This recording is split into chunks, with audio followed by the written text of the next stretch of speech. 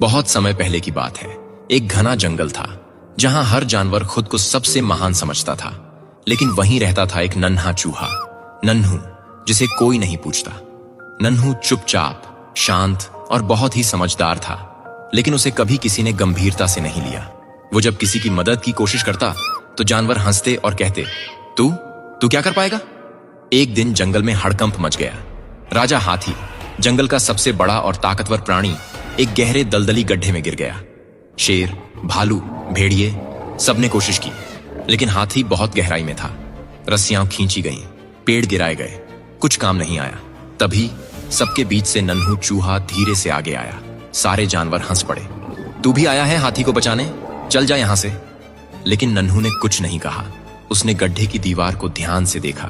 वहां एक तरफ की मिट्टी थोड़ी नम और गीली थी।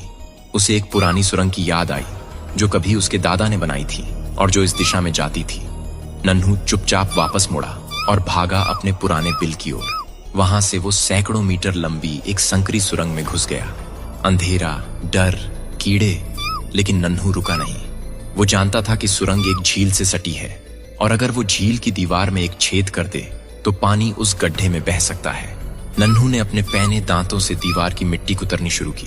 धीरे धीरे कण कण मिट्टी हटी और आखिरकार एक पतली सी धारा बहने लगी। थोड़ी ही देर में झील का पानी गड्ढे की तरफ बह गया। पानी ने गड्ढे की एक तरफ की मिट्टी गीली कर दी और कुछ ही देर में वहां ढलान बन गई। हाथी समझ गया, यही मौका है। वो धीरे धीरे अपने भारी शरीर को उस गीली ढलान पर चढ़ाता गया और आखिरकार बाहर निकल आया। सारे जानवर हैरान थे। शेर बोला, ये कैसे हुआ? हमने तो सब कोशिश कर ली थी।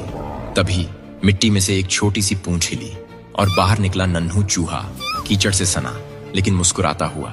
हाथी ने अपनी सूंड से नन्हू को उठाया और सबके सामने कहा, ताकत से नहीं, समझ से रास्ता निकलता है और जिसे तुम छोटा समझते हो वही सबसे बड़ा काम कर जाता है।